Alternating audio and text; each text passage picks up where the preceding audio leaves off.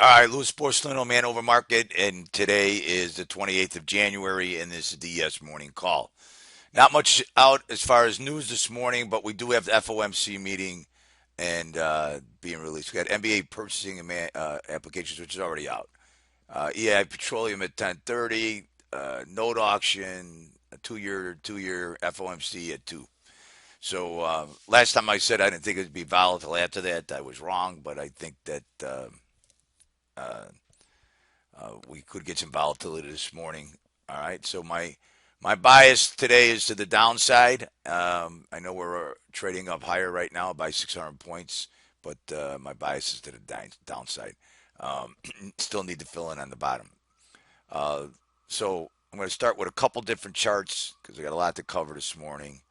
Um, so this is the ES daily profile, right? This has no overnight action. So yesterday's action came back to where we broke out of. Remember, this is that 27 area. All right, we managed to close above it.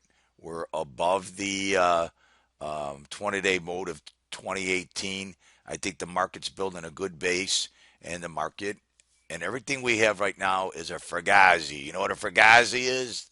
A Fugazi is a fake, and it's a fake out until Friday, and we're going to get our rally because um, I believe that's what's going to happen. I think that the market's going to be very positive. We'll probably get a rally today when we find out that the FOMC is not going to do anything negative, and they're not going to raise interest rates. And even if the number is positive on Fridays, they're not raising interest rates, and I'm going to show you why. All right. So currently we got a high of 2046 half, and we've got a low of 28 half, and this is the high of value right here, 2031.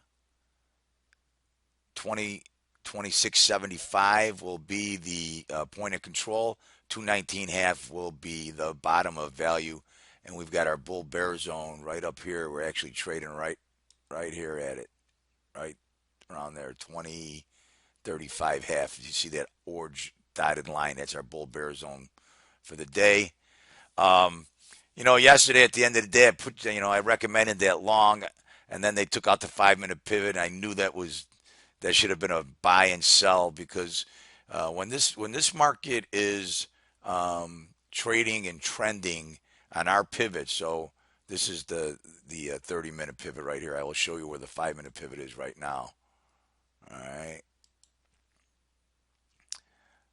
our 5 minute pivot's the one that turns first, but when it's trending in the opposite directions, then the 5 minute pivot ends up being a failure, right? So right now, the 5 minute pivot is bullish, and down below us at 2031, basically 2031 half. All right, and then 2035 half is the bull bear zone. So I think we're going to get a little retracement today, possibly back to our point of control. All right, we're going to have a little bit of a retracement. I think the market's going to be a two-sided trade, and my bias is to the downside as far as that's concerned. All right. If I bring in the overnight profile, I could bring in the overnight profile. Uh, Take a look at this. All right. Kind of pretty evenly distributed. It looks like it's got a fill in down here. You see all these gray areas? So that would bring us back down into this area right here. So that's what I'm looking at. And this bottom doesn't look like it's finished. When you see the way this doesn't look like it's finished to me. So possibly trading back down to this, which is the 2026.75. That's what I'm looking at on the S&Ps. All right. All right. Let me go to bonds and then also we'll take a look at gold. Oil is becoming a non-factor. It's trading in a range until something breaks out. But all right, all right.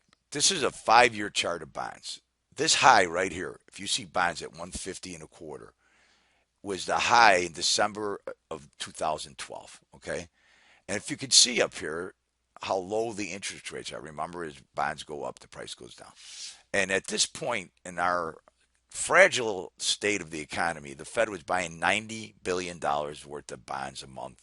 We're buying $45 billion of securities and $40 billion in mortgage-backed securities. So they're buying $90 billion. So, of course, what's the Fed want? It wants the rates as low as possible so they can repay the debt, right? Then they did their quantitative easing, and then it was 65 billion. Then it was, or I'm sorry, 75, 65, 55, 45, and all those bonds were being bought down in this area, right? Okay, but remember one thing: they still had a $90 billion a month demand. So who the hell was buying these bonds? You want to know who was buying these bonds between 140 and 132? Okay, they're big buddies, the big banks. The big banks are buying the bonds down here. And how are they doing it? The Fed was loaning the money to the banks, even though they're telling the public, oh, we're easing, we're not buying it, we don't see the demand, the economy's getting better, right? Meanwhile, they're lending the money to the banks to buy the bonds, and that's why the banks weren't lending money to anybody else, because they had to buy the bonds. And guess what? So now we're up here. The dollar's strong. You got a flight to quality. And who's buying the bonds? Everybody else is buying the bonds now. Europe is buying the bonds. The Chinese are buying the bonds.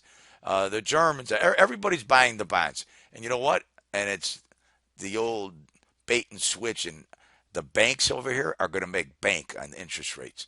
This is about represents about almost $1 trillion worth of bonds that were bought by our banks. So when you get the bank stocks and we can drill down and we see how much money they made on their bond and their interest returns, you guys can tell them that you knew it was going to happen.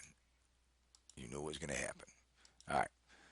All right. So as far as the bonds overnight, right now, there's a 5 minute chart. They look like they're in a sell. Let me put the 15 minutes so you can see value. I think the bonds are going to be in a range bound trade until Friday's numbers come out and Thursday. So we're inside value. I got my bull bear zone at 149.04, 149.04. Okay. We're inside value. Got the low value at 149.07, the high at 150.23, and 150 and a quarter 4 was the most amount of active price traded. So we're sitting at the bottom of value, and with the 5 minute pivot, I'm sorry, the 15 minute pivot is below. It's just going to have to take that out and before it can go any lower. But I think if it stays above 149.04, the market's going to stay strong. Okay. All right. Now, quickly, let me go to gold because gold's been the mover. All right. Here's gold. All right. High of value 129 or 20. I'm sorry, 1,294.30. We've got 1,293.50 as the point of control. All right. I've got 1287.20 as the bull bear zone, and the bottom of gold is at 1,285.70. All right. Gold's going to have to get through this. This is the only pivot left, and that means at the higher value. If we get out above value today, gold's going to make another run for the highs. Okay. And if I could bring in I'll bring you a gold. Let me bring in a gold profile. Let me see if I can find one. There it is. So here's a gold profile. All right, right there. All right, so here's the high today. There's the high from yesterday. So we get out through the top of value, which is in here. This market could rally up to 1297. That's what I'm looking for in gold. All right. All right. And quickly we will get to oil because we're running out of time. Can't. All right. Oil basically staying right inside the range, 45.38. Okay.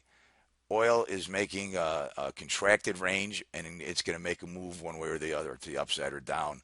I will do something more on oil tomorrow. I just don't want to get caught up on oil today. Not much going on. So let's remember that I think we're going to get a pullback, and I think the pullback's going to be around 2026. The key is always if you can take out the Globex low.